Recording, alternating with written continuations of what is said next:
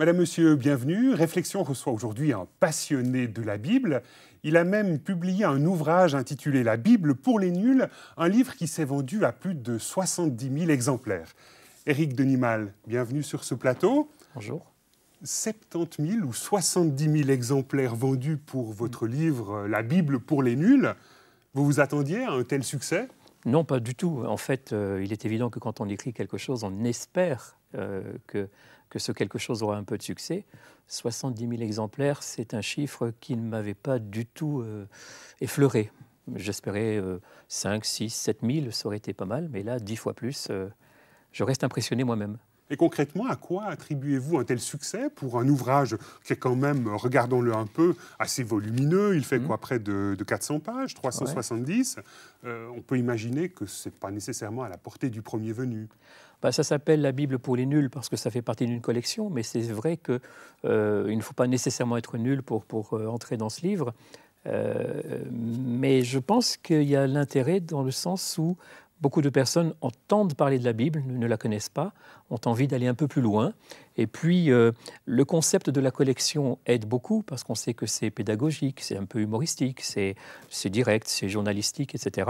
Et donc, ce n'est pas perçu comme étant trop théologique ou trop institution, église, etc. Et je pense que les gens sont curieux de ça. Ils ont envie de connaître la Bible, pas nécessairement l'église. Alors, on s'est demandé avec Raphaël Nagler si cet engouement pour votre livre, La Bible pour les nuls, correspondait à un véritable engouement pour la Bible en général, et un petit caméra-trottoir nous a permis de prendre le pouls des habitants de la Suisse romande par rapport justement à cet engouement pour la Bible. Lorsque vous entendez le mot Bible, à quoi pensez-vous? Bon, tu parles de Bible, on pense plutôt à Dieu. À Dieu. Adieu. Adieu. Adieu, à Adam et Ève. Oh. La Genèse, disons. Oh, alors à toutes les religions, presque. Pas tout à fait. Protestant, catholique. Bible. L'Église. La spiritualité. Puis je ne suis pas très pratique, donc la Bible pour moi, c'est un bon bouquin si on veut bien. Y a-t-il quelque chose de particulier que vous souhaiteriez savoir à propos de la Bible? De savoir qui vraiment l'a écrite. Présentement, rien. Non, là, comme ça va. Personnellement, rien du tout. Non, pas du tout, pas mon âge. Je sais déjà tout. Écoutez, je la lis, je l'analyse, donc je n'ai pas tellement besoin de savoir quelque chose. J'apprends tous les jours parce que je suis chrétienne engagée, je la lis, je me nourris de la Bible. Écoutez, je pense qu'il y a beaucoup de productions qui nous apprennent les mêmes choses que dans la Bible. Je lis plutôt les autres choses, moi je lis peu la Bible en fait. Un auteur français a publié La Bible pour les nuls. Qu'en pensez-vous? Peut-être pour les jeunes, oui, ce serait bien. Ça peut être pratique pour ceux qui aimeraient bien savoir comment ça se fait ou bien qui n'ont simplement pas compris les textes qui sont dans le Nouveau et l'Ancien Testament, c'est ça? Ça peut permettre de faire découvrir le contenu de la Bible à des personnes plus jeunes ou à des enfants. Alors, je la connais par le nom, par la publicité. Par contre, je ne l'ai pas lue, mais je trouve que c'est très bien. Je pense qu'il y a des gens qui ont énormément besoin de la Bible parce que ça aide beaucoup, mais en dehors de ça, je ne suis pas très intellectuel ni très pratique. C'est bien. Oui, c'est très bien. Est-ce que ça vous dirait de la lire? Oui, pourquoi pas. Éric Denimal, une réaction à la suite de ce caméra-trottoir. On voit d'un côté que finalement il n'y a pas d'engouement massif pour la Bible, mais il y aurait peut-être un petit engouement quand même pour votre livre. J'ai l'impression qu'il y a peut-être quelques futurs clients. Il y a beaucoup de choses intéressantes dans ce qui vient d'être dit. Ce que je regrette, c'est qu'on a l'impression de dire la Bible pour les nuls, c'est pour les petits, c'est pour les jeunes. C'est un petit peu dommage. Ou bien certaines personnes disent moi à mon âge, de toute façon, je sais tout, c'est un peu réglé. Je pense que ça montre bien que l'on ne sait pas trop ce qu'il y a dedans. Quand on associe en disant il y a d'autres livres qui parlent des mêmes choses, J'en suis pas tout à fait sûr. Il faudrait poser des questions. Quand on voit la surprise, est-ce que c'est bien l'Ancien et le Nouveau Testament? Est-ce que je n'ai pas dit une trop grosse bêtise? On sent bien que là, on avance à petits pas, là, avec une prudence. Pas très connue. Pas très connue. Alors, voilà. Mais l'idée, effectivement, l'idée de la Bible pour les nuls, c'est intéressant parce que quand j'ai proposé cette idée à l'éditeur, il a tout de suite dit « mais oui, bien sûr, pourquoi pas ?» Et quand il y a eu une espèce d'enquête auprès des vendeurs, auprès des libraires, y compris des libraires catholiques, l'éditeur disait « est-ce que ça vous gênera si jamais vous voyez arriver la Bible pour les nuls ?» Et dans une grande librairie, que je ne citerai pas, mais à Paris, une grande librairie catholique, le vendeur a dit « mais mince, mais pourquoi on n'y a pas pensé plus tôt ?» Alors Éric Denimal, on s'est permis d'aller dans une librairie lausannoise pour voir en fait dans le secteur religion comment est-ce que votre livre avait été reçu. Alors je vous propose de voir quelques images avec le responsable du rayon religion. Alors la Bible s'est très bien vendue à Paris et depuis on continue à la vendre très régulièrement. Et à votre sens, quelles sont les raisons qui font le succès d'un tel livre ? Je pense que l'auteur aborde le thème qu'il traite d'une façon totalement nouvelle, en s'adressant d'abord à un public non initié, d'une façon totalement décomplexée, c'est-à-dire avec un ton non jargonnant, assez drôle parfois, de façon simple. Je pense que c'est les principales raisons. Est-ce que le fait que ça paraisse dans la collection pour les nuls a aussi contribué au succès de ce livre ? Je pense que c'est évident. L'effet collection, déjà l'apparition de ce titre dans cette collection est assez inattendue. Oui, parce qu'on a l'habitude d'avoir, dans le cadre de cette collection, plutôt des ouvrages d'informatique. Oui, à l'origine, la collection était purement informatique et depuis, elle s'est passablement développée et ouverte à plein de domaines. Et le domaine religieux est assez nouveau dans la collection. Donc je pense que le livre a bénéficié de la collection dans la mesure où il s'adresse aussi à un lectorat qui n'est pas du tout le lectorat religieux traditionnel. Éric Denimal, une réaction il a très bien compris. Je pense que c'est un bon vendeur, il est super. Si je n'avais pas le livre, j'irais l'acheter. Mais non, je crois que quand il dit une écriture décomplexée, je crois que ça, c'est une chose qui a été extrêmement difficile pour moi. Justement, cette lecture décomplexée. Parce mais vous êtes journaliste, donc alors on peut justement, imaginer que je suis journaliste et théologien. Alors il fallait à la fois le sérieux du théologien et puis l'écriture journalistique. Et puis, je sais très bien comment réagissent les autres théologiens. Et donc, je me disais parfois en écrivant, ça ne va pas leur plaire si je dis ça comme ça. Et il a fallu effectivement me dégager de cela en me disant, mais ce n'est pas à eux que j'écris. Et c'est ça qui a été un peu difficile, me dépréoccuper de ceux qui sont un petit peu mes pairs et qui sont derrière mes collègues, mes copains, ceux avec qui j'ai fait les études, etc. Je m'étais dit, bon, ils vont être un peu jaloux, d'une part, ça c'est la première des choses, et puis ensuite, ils vont dire, mais c'est pas comme ça, c'est un manque de sérieux, etc. C'est la Bible quand même. Je crois que c'est ça qui finalement a plu aussi, d'abord à l'éditeur, parce qu'il fallait le convaincre, et puis ensuite au lecteur, parce qu'il y a naturellement l'effet nouveauté, et puis, il y a l'effet boule de neige, de bouche à oreille, on en a parlé, etc. Et si aujourd'hui, on arrive encore à vendre, au bout de 4 ans, quasiment 1000 exemplaires par mois, ça veut dire que quelque part, c'est entré dans les choses que les gens ont envie de connaître. S'il fallait remonter un peu à la genèse de ce projet, comment vous est venue l'idée ? Alors, comment m'est venue l'idée ? Je dois dire un peu par hasard, en discutant avec un ami, je disais c'est quand même dommage, on a la Bible, elle est belle, elle est bonne, c'est extraordinaire, c'est un livre fantastique, et les gens ne le connaissent pas. Et il faudrait quelque chose qui incite la lecture. Et comme ça, en discutant, je dis, il faudrait, je sais pas, une Bible pour les nuls. Et en me disant ça, j'ai dit, mais oui, finalement... C'est l'idée. Eureka. Mais oui, Eureka. Et je me suis dit, qu'est-ce que je risque si je propose cette piste-là? Et j'ai lancé un petit peu la bouteille à la mer, et très rapidement, il y a eu du répondant.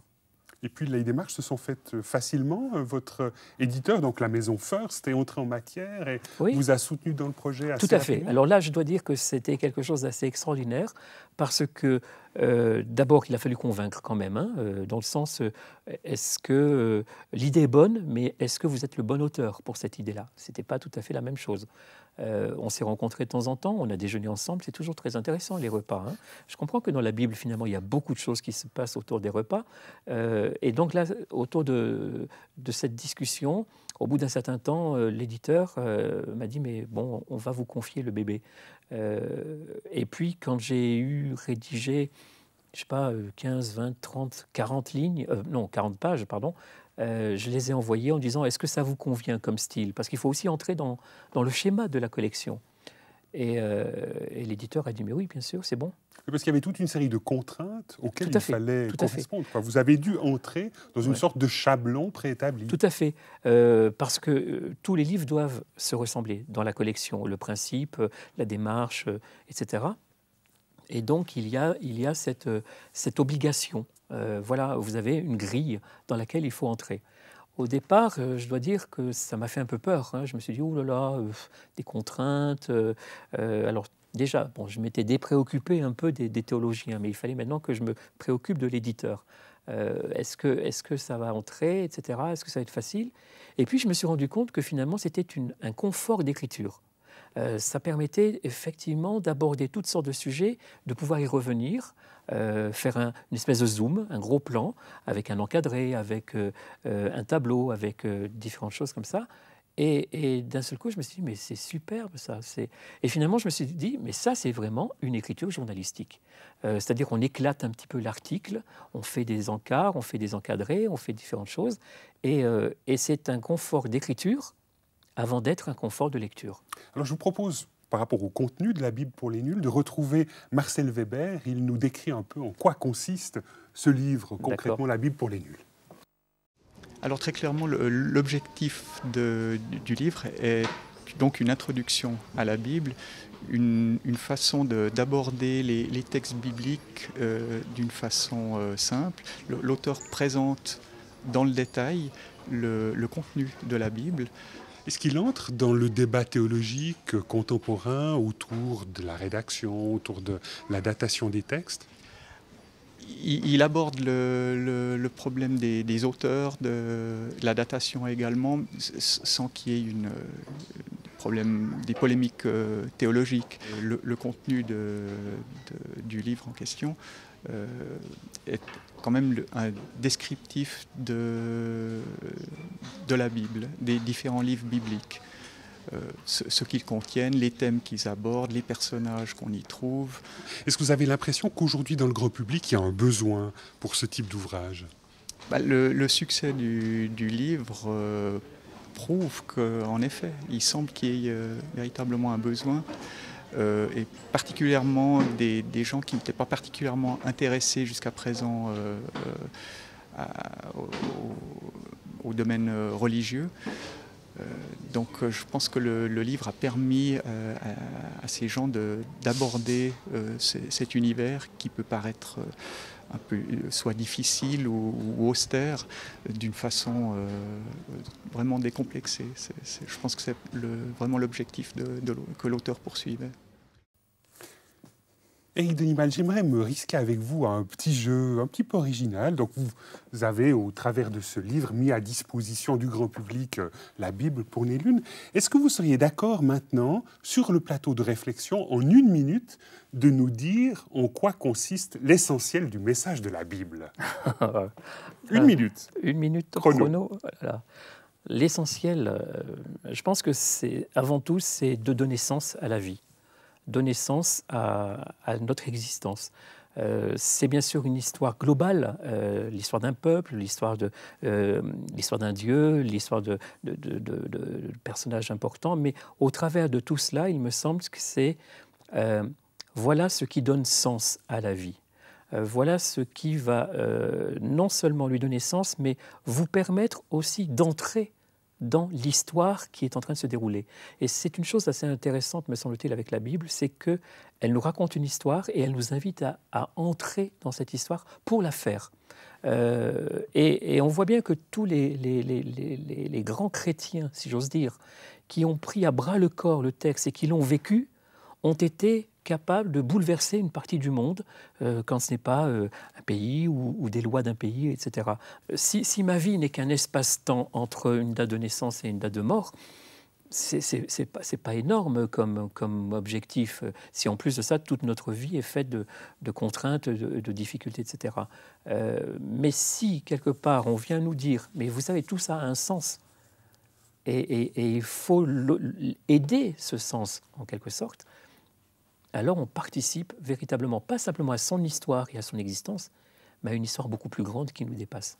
Donc concrètement, vous-même, quand vous mettez la Bible à la portée de monsieur et madame tout le monde, finalement, vous ne faites pas rien que de promouvoir la culture biblique dans le grand public.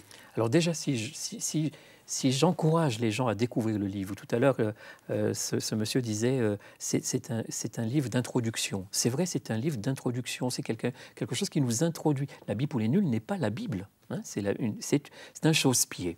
C'est un chausse-pied qui permet d'emboîter le pas, en quelque sorte, pour découvrir quelque chose de plus grand. Si la Bible pour les nuls apprivoise les gens pour qu'ils disent « Ah, mais finalement, je vais regarder la Bible autrement, je vais l'aborder différemment, je vais aller voir finalement comment elle est, ce qu'elle dit, etc. » et oublier un peu les images que j'ai, qui sont là dans mon conscient ou dans mon inconscient, pour découvrir véritablement ce texte, parce qu'a priori ça semble être drôlement intéressant, alors moi j'ai réussi, j'ai déjà réussi là. Hein. C'est un chausse-pied, c'est un amuse-gueule aussi, si j'ose dire. Hein. Et puis, quelque part, bien sûr, j'ai envie, parce que je suis auteur, mais je suis aussi croyant, j'ai envie de donner un petit peu place à cette lumière qui peut, pour moi, transformer la vie. Alors, ce qui est intéressant, c'est que depuis la parution de la Bible pour les nuls, vous avez continué à publier des ouvrages sur ce créneau-là, les grandes énigmes de la Bible expliquée en 100 minutes, les grands personnages de la Bible. Il y en a encore un autre de ces livres qui s'intitule Le clan Jésus. Manifestement, aujourd'hui, il y a de quoi essayer de multiplier, comme vous dites, les chausse-pieds pour entrer dans la lecture directe de la Bible. Je crois qu'un responsable de marketing parlerait de produits dérivés. Je dis ça avec prudence, hein, mais il y a une telle richesse dans la Bible que l'on peut l'aborder de différentes manières. Oui, vous faites toujours œuvre un peu de journaliste, vous prenez des angles différents, les énigmes de la Bible, les grands personnages, et puis là, le défi de la lire en 100 minutes, quelque part, d'avoir une sorte de Writer's Digest de la Bible. Mais c'est ça, c'est, apprivoisons-nous. Il faut, me semble-t-il, en tout cas, que ce texte qui est tellement important ne reste pas sur des étagères, dans des oubliettes, ou confisqué par quelques personnes qui en seraient détenteurs. J'ai horreur de cette Bible confisquée par des croyants, parce que je crois que la Bible, bien sûr, elle parle aux croyants, mais elle parle à tout le monde, au-delà même d'une démarche de foi. La démarche de foi, en quelque sorte, elle viendra peut-être plus tard.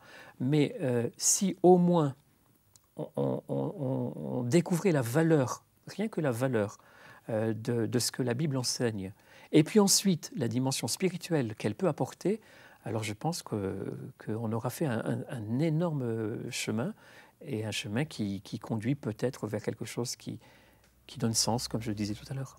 Je vous propose maintenant de nouvelles images. Elles ont été prises avec un théologien qui nous dit ce que la Bible représente pour lui. Ce théologien s'appelle Jean de Corvey.